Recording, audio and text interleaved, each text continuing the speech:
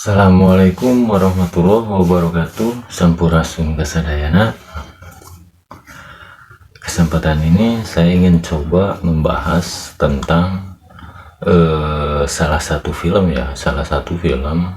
yang dilarang oleh maksudnya yang dilarang tayang di Indonesia ini, yang berkisahkan tentang Nabi Ibrahim, yaitu film He's Only One, yang mengisahkan tentang mimpinya Nabi Ibrahim. Tonton, simak pembahasannya, karena dalam pembahasan ini kita akan tahu arti mimpi Nabi Ibrahim sampai dijadikan atau ada peringatan hari raya Idul Adha. Sebelum kita berkurban, alangkah baiknya kita mengetahui arti mimpinya Nabi Ibrahim agar kita tidak sia-sia ketika kita berkurban. Tonton sampai selesai.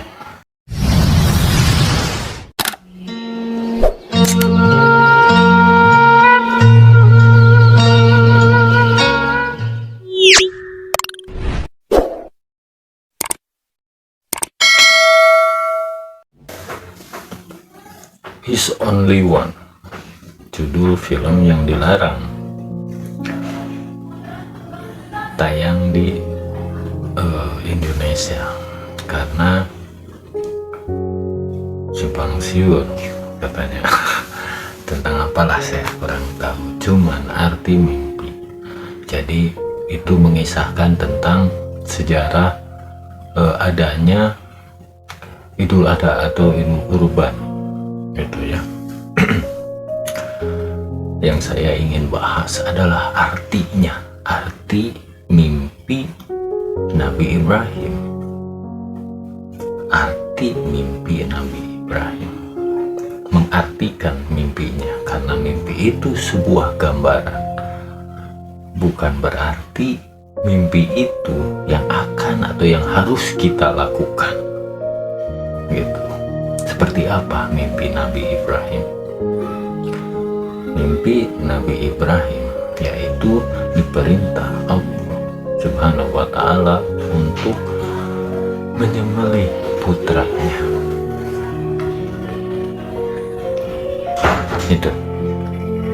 Itu mimpinya. Nah, sekarang kita tahu mimpinya. Nah, di zaman itu Nabi Ibrahim ingin menyembelih putranya, mau entah itu putranya yang satu atau yang kedua, intinya disuruh menyembelih putranya. Begitu. Di zaman dulu beliau ingin menyembelih putranya, dan Allah menggantikan dengan kambingnya, dengan kambing untuk dibagikan. Jadilah hari itu hari raya, hari perayaan untuk dibagikan hasil sembelihnya itu. Nah, sekarang kita hidup jauh beribu-ribu tahun jaraknya dengan beliau ya. Jika kita masih primitif pemikiran kita akan selamanya terbodohi.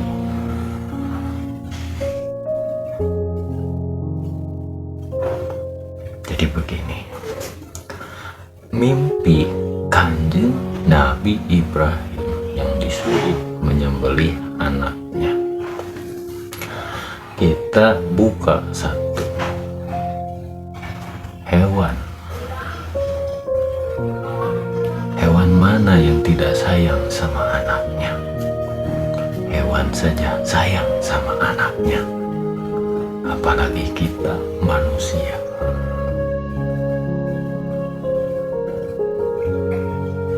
Allah menyuruh Nabi Ibrahim menyembelih putranya. Agar setaat apa Nabi pada Allah Subhanahu wa Ta'ala. Apa benar kita manusia ibaratnya dengan taat kepada Allah kita harus menyembelih putra kita atau anak kita?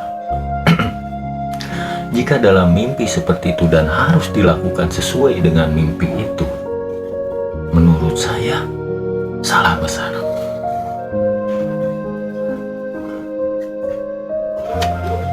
Sebab apa?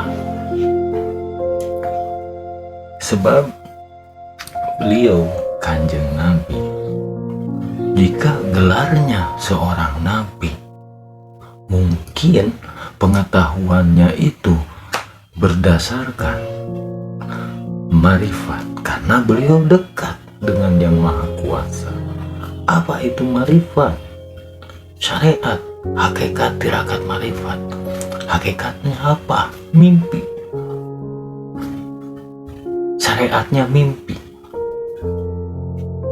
Gitu kan?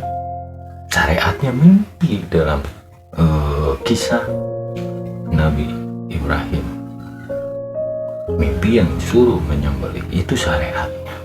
Hakikatnya arti mimpi tersebut. Apa arti mimpi itu? Nih, jika kita ingin menjalankan suatu ayat yang ada dalam Quran di kehidupan nyata kita di zaman sekarang agar kita melengkapi syahadat kita, harus seperti apa? Bukankah di zaman sekarang kita lebih sayang akan yang disebut harta tata wanita, gitu kan? Ya, seandainya saja di zaman dulu, iya, kambing disembelih dibagikan ke masyarakat, penduduk atau tetangga, karena di zaman dulu orangnya susah meureun teu beli daging oge. Tapi beda dengan zaman sekarang. Zaman sekarang hampir semua orang bisa membeli daging.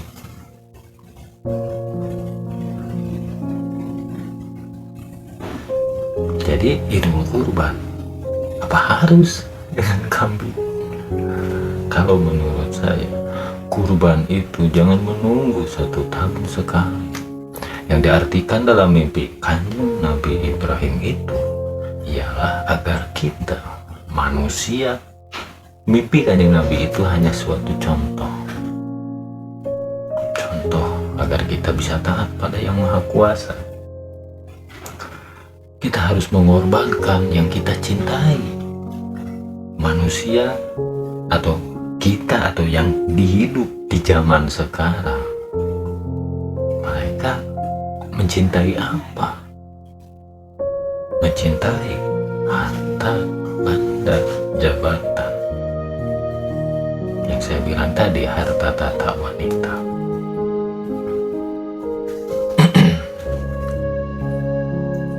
Mereka berkorban. Kita ambil contoh, seandainya dalam setiap Idul Kurban berupa uang saja, misalkan seharga kambing itu rata-rata 3 juta.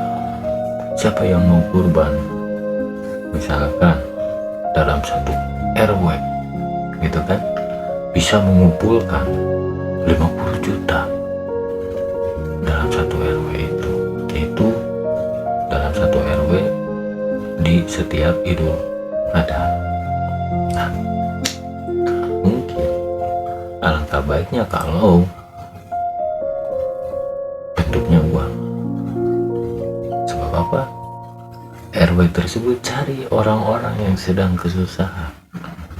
Karena saya jamin di masa sekarang orang miskin itu tidak kelihatan, karena di zaman sekarang yang disebut miskin masih punya kendaraan.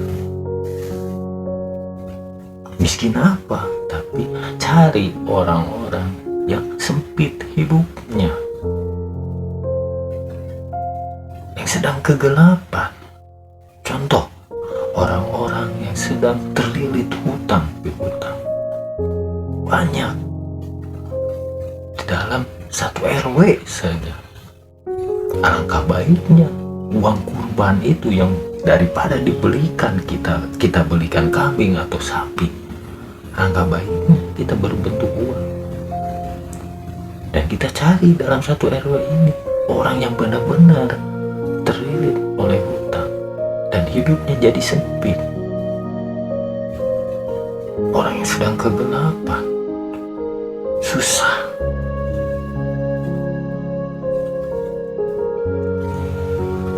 Alangkah baiknya yang dikumpulkan uang dalam daripada kita belikan sapi, domba. Lebih baik kita membantu orang dalam satu daerah tersebut dengan uang yang hasil kita kumpulkan dalam setiap hari raya Idul Adha,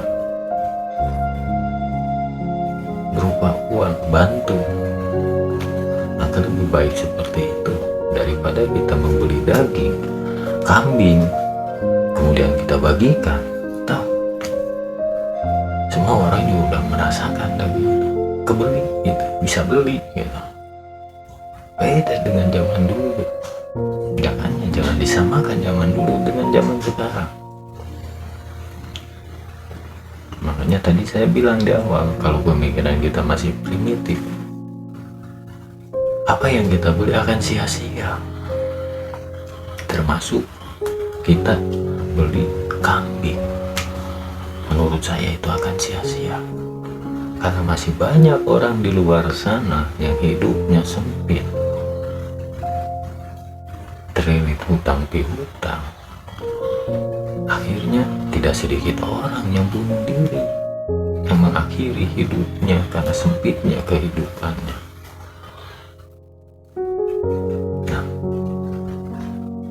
Salah siapa? Bukan salah dirinya, tapi salah kita, manusia yang dalam memahami suatu ayat terpatok pada syariat.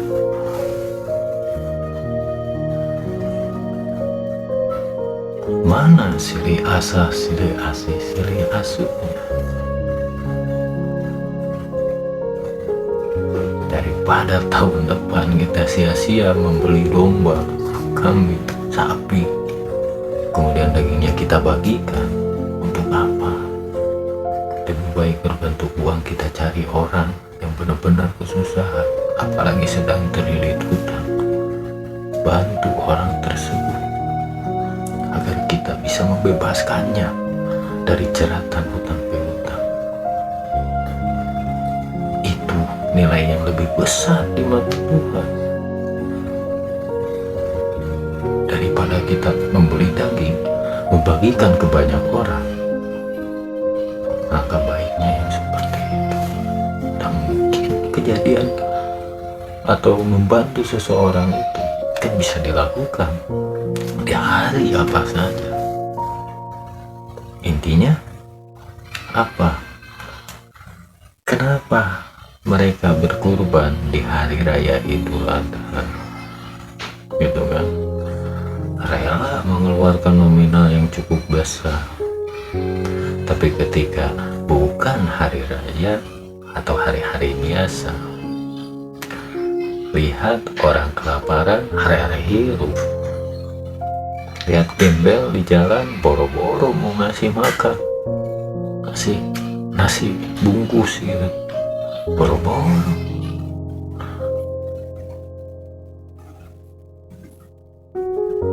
Sia-sia dong kita kurban setahun sekali. Tapi sering kita lihat orang yang benar-benar membutuhkan malah kita acuhkan. Apalagi Orang yang membutuhkannya itu saudara kita sendiri.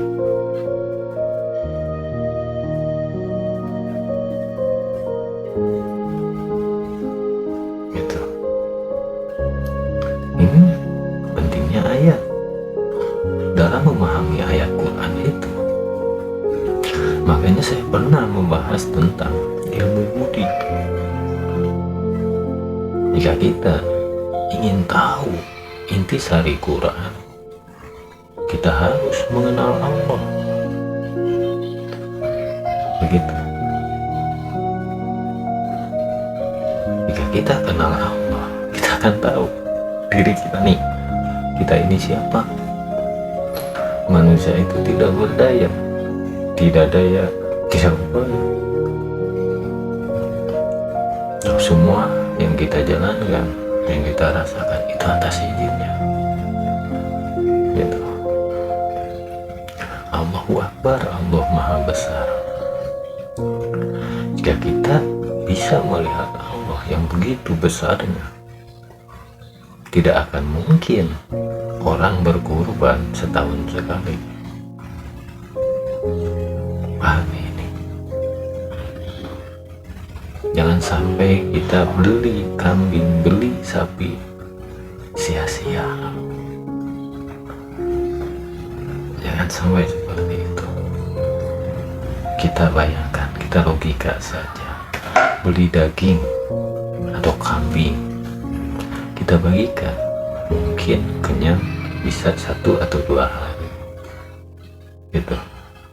Tapi kalau kita bantu orang yang sedang kesusahan, terlilit hutang, kita bantu setidaknya meringankan, apa orang tersebut akan bisa hidup 1 atau 2 hari? Saya yakin orang tersebut akan bersemangat kembali menempuh hidupnya, akan semangat kembali dalam berusaha memperjuangkan kehidupannya. Banyak orang yang tidak semangat memperjuangkan kehidupannya karena sempitnya kehidupan ini.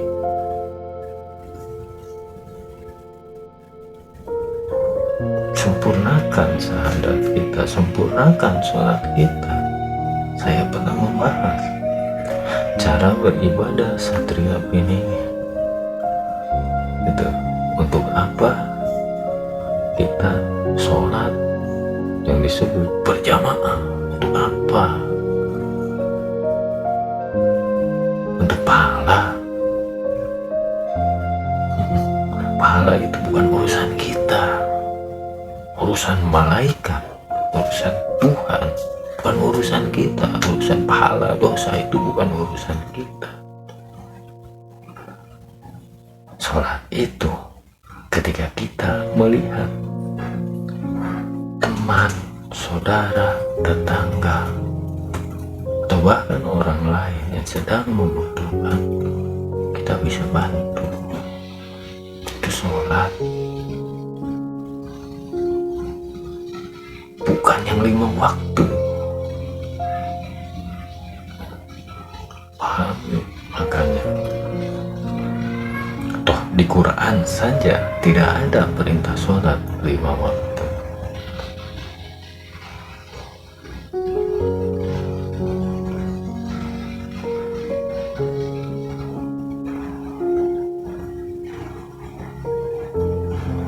Perintah sholat 5 waktu itu kan ketika Kanjeng Nabi Isra Miraj oleh-oleh.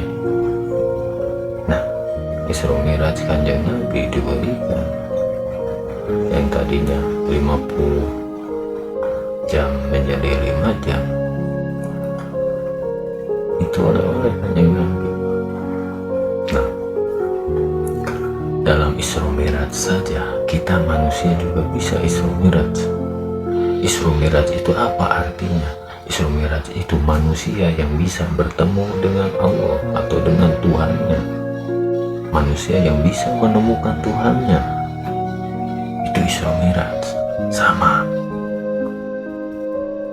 Seandainya hanya Kanjeng Nabi yang bisa Isra Miraj, mana keadilan Allah? Mana keadilan Tuhan? Jika kita tidak bisa Allah itu maha adil, tergantung kitanya bisa atau tidak gitu. Makanya jangan sampai sia-sia ketika itu kurban kelak. Lihat saudara, tetangga, atau orang lain yang kita lihat membutuhkan, alangkah baiknya daripada kita berkurban membeli kambing, sapi, alangkah baiknya kita membantu orang-orang, apalagi orang itu sedang dalam kesusahan, terlilit hutang piutang.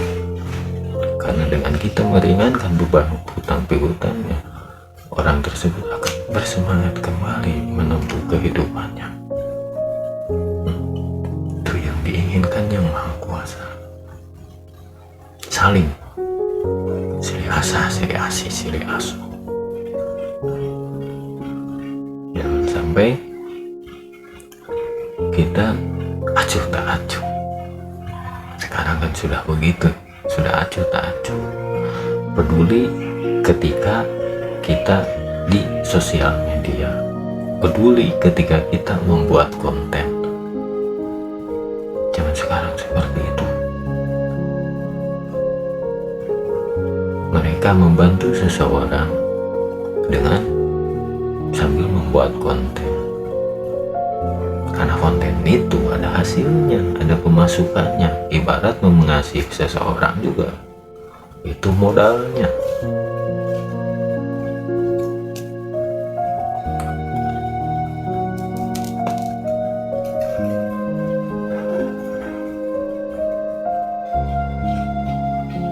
Jadi intinya arti mimpi Nabi Ibrahim itu, kita manusia harus bisa berkorban sesuatu untuk orang lain, meskipun sesuatu itu sangat kita inginkan, sangat kita sayangi, atau sesuatu itu sangat berharga bagi kita.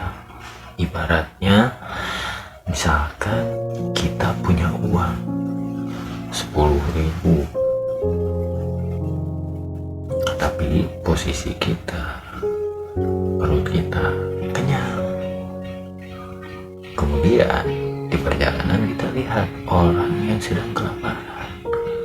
Uang 10.000 itu alangkah baiknya kita belikan nasi bungkus untuk orang tersebut. Seperti itu. Meski 10.000, tapi itu kan berharga bagi kita, karena itu ibaratnya uang, sisa uang yang bisa kita belanjakan ketika kita membutuhkan, tapi kita korbankan untuk orang lain. Seperti itu maksudkan mimpi Nabi Ibrahim. Apa ada diajarkan leluhur kita, nenek moyang kita, atau orang tua kita dahulu, sering kita diajarkan seperti itu?